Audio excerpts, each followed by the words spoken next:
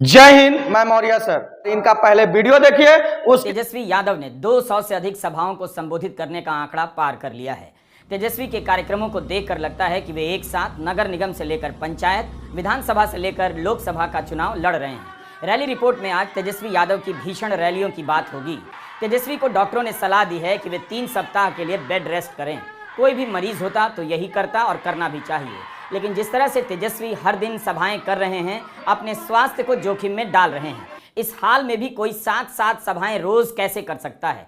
इसी से पता चलता है कि तेजस्वी यादव इस चुनाव में अपना कितना कुछ दांव पर लगाते जा रहे हैं। तेजस्वी की हालत यह है कि व्हील चेयर से घर से बाहर निकलते हैं और हेलीपैड तक जाते हैं। घर से निकलने से पहले 1 से 1.5 घंटा फिजियोथेरेपी कराते हैं और लौटने के बाद भी 1.5 घंटे तक फिजियोथेरेपी होती है। पेन किलर खाकर हर दिन सभाओं के लिए निकलना और आना आसान नहीं। प्रधानमंत्री मोदी कितनी रैलियां करते हैं, इसकी खूब रिपोर्टिंग होती रही है। उनकी सभाओं की गिनती बड़ी बड़ी हेडलाइनों में छापी जाती है। बताया जाता है कि प्रधानमंत्री मोदी कितने कर्मठ हैं, लेकिन इस हाल में तेजस्वी 7 सभाएं रोज कर रहे हैं। उनकी कर्मठता की चर्चा नहीं होती। उनके कार्यक्रमों के अनुसार 22 मई तक तेजस्वी की सभाओं की संख्या 205 हो चुकी होगी।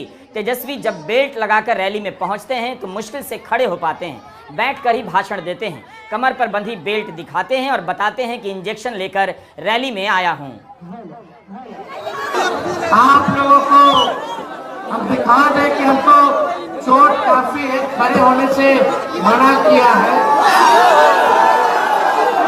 बेल्ट पहनना पड़ता है, सुइयां लेना पड़ता है, तब आप लोगों के बीच आए। देखिए, बैठ के ही बोलना पड़ रहा है। डॉक्टर ने, जो मेरे को चोट आई है हड्डी में कमर पे, तो डॉक्टर ने सलाह दिया कि 3 हफ्ते बेड रेस्ट कीजिए, इलाज चलेगा।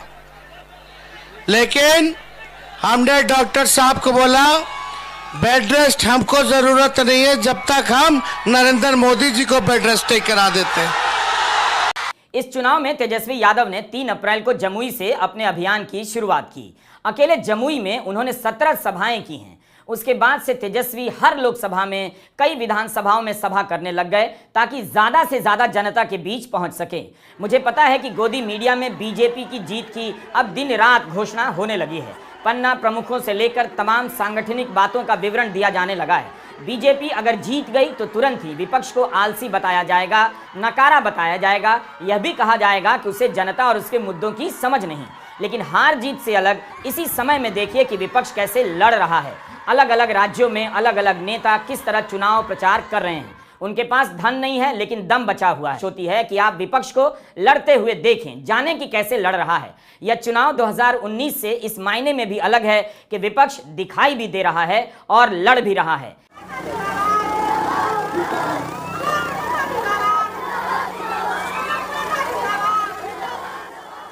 यह राजद के YouTube चैनल का वीडियो है। हेलीकॉप्टर किस हाल में उतर रहा है आप देख सकते हैं। तेजस्वी कहते हैं कि उन्होंने हेलीकॉप्टर को ट्रैक्टर बना दिया। तेजस्वी समझ गए हैं कि अखबार और टीवी से इस वक्त वे नहीं लड़ पाएंगे। इन दोनों जगहों पर मोदी मोदी है। गोदी मीडिया का एक ही जवाब है कि विपक्ष जनता के बीच अब जाकर समा जाए। तेजस्वी ने वही किया। बिहार में सरकार से हटा दिए जाने के बाद तेजस्वी ने विधानसभा में कहा था वे जनता के बीच जाएंगे। उन्होंने अपने इस वादे को ठीक से पूरा किया। 20 फरवरी से लेकर 1 मार्च तक जन विश्वास यात्रा के दौरान तेजस्वी यादव ने 3500 किलोमीटर की यात्राएं की। बिहार के सभी 38 जिलों का दौरा किया। हर दिन 3 से 4 जिलों का दौरा करते थे। 350 किलोमीटर तक की यात्रा करते थे। तब बस से जा रहे थे, अब हेलीकॉप्टर को ट्रैक्टर बना दिया है। धुआंधार रैलियां करने लग गए हैं। आप लोग पीछे देखिएगा तो मेरा हेलीकॉप्टर है, लेकिन हम बोलते हैं मेरा ट्रैक्टर है।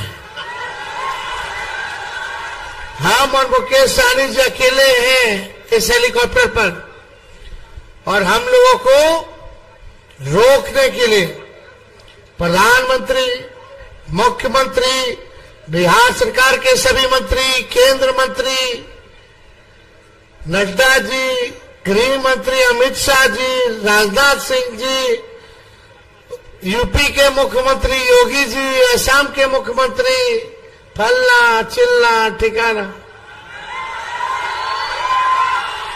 मेरा ही ट्रैक्टर उन सब पर भारी है। विपक्ष नहीं है, विपक्ष में नेता नहीं है, विपक्ष कुछ भी नहीं कर रहा, विपक्ष दिखाई नहीं देता है।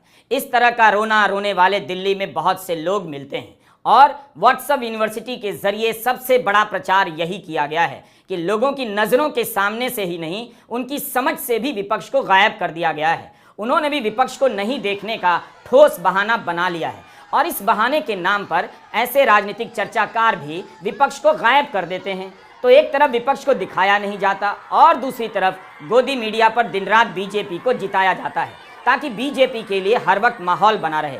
जिस हाल में तेजस्वी यादव अपनी जान को खतरे में डालकर सभाएं कर रहे हैं, कहीं से भी नहीं लगता कि विपक्ष इस लड़ाई को लेकर गंभीर नहीं है और न उसे लड़ना आता है। तेजस्वी यादव ने जनविश्वास यात्रा के दौरान बिहार में ही 3,500 किलोमीटर की यात्रा की, तो राहुल गांधी ने दोनों पदयात्राओं को मिलाकर 10,000 किलोमीटर की।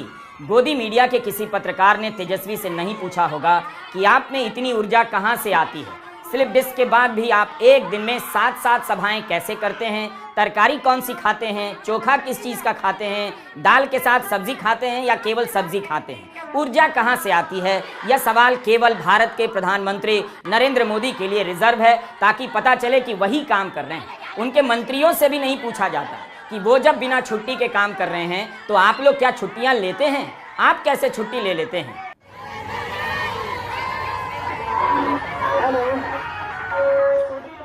3 अप्रैल से तेजस्वी यादव ने 2024 का चुनावी अभियान शुरू किया। 21 मई तक उनकी सभाओं की संख्या 197 हो गई।